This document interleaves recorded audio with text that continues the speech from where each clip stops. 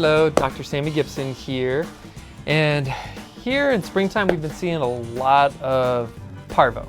That's our normal time of the year where we'll typically have a break in March and April. This year, we're having a extreme outbreak of Parvo.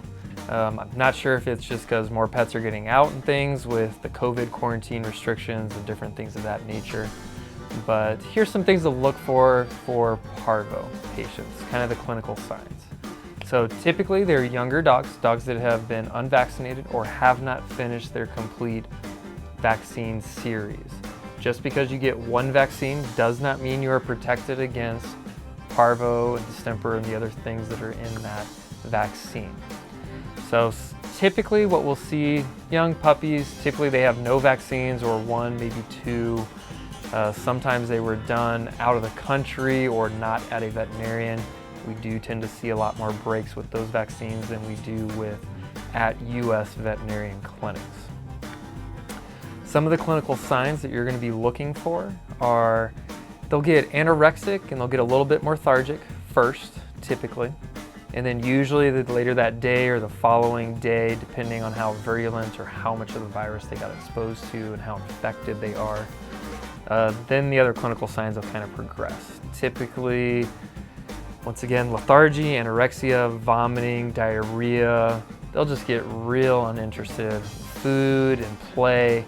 I mean, these little 4, 8, 12, 3-month-old pups, they should be running all over the place, eat, sleep, drink, pee, poop, rinse, repeat.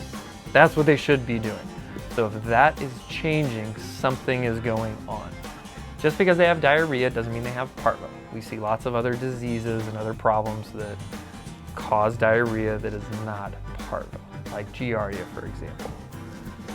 So watch for those clinical signs. The best way to prevent these things are do your boosters. If it is possible, see if mom was vaccinated before giving birth, before being pregnant.